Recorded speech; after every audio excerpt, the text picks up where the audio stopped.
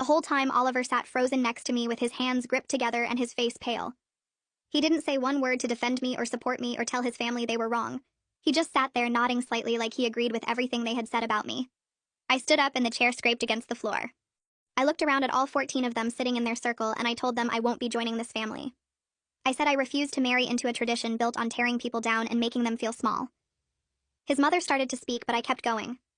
I told Oliver that any man who would sit silently while his family attacks his partner for 45 minutes isn't someone I can trust with my future. I said I deserve someone who will defend me and stand up for me and protect me from people who want to hurt me. The room went completely silent and everyone stared at me like I had just spoken a different language. I walked toward the door and grabbed my purse from the side table. Nobody moved or said anything, and I could feel all their eyes on my back as I left. I made it to my car before Oliver came running out of the house. He grabbed my arm and spun me around and immediately started talking about how I was overreacting. He said I was embarrassing him in front of his whole family and making a scene over nothing. He claimed the circle was just honesty, and everyone goes through it, and his brother's wife survived just fine. I pulled my arm away and told him his brother's wife doesn't speak anymore at family dinners. He said I was being too sensitive and throwing away 3 years over one difficult evening. He kept talking faster, and his voice got louder, and he said his family was just trying to help me improve myself.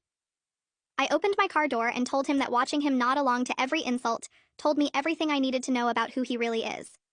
He reached for the door, but I got in and locked it and started the engine. He was still talking and gesturing as I backed out of the driveway, and his mouth was moving, but I couldn't hear the words anymore. The drive back to my apartment took 20 minutes, and my hands shook on the steering wheel the whole time. I kept replaying the last hour in my head, and seeing Oliver's face as his family destroyed me piece by piece. When I got inside, I made it to the bathroom before my legs gave out. I sat on the cold tile floor and started crying so hard I couldn't breathe right. My whole body shook and tears ran down my face and I couldn't stop. But even through the tears, I felt this weird sense of relief washing over me. It felt like I had just dodged something terrible.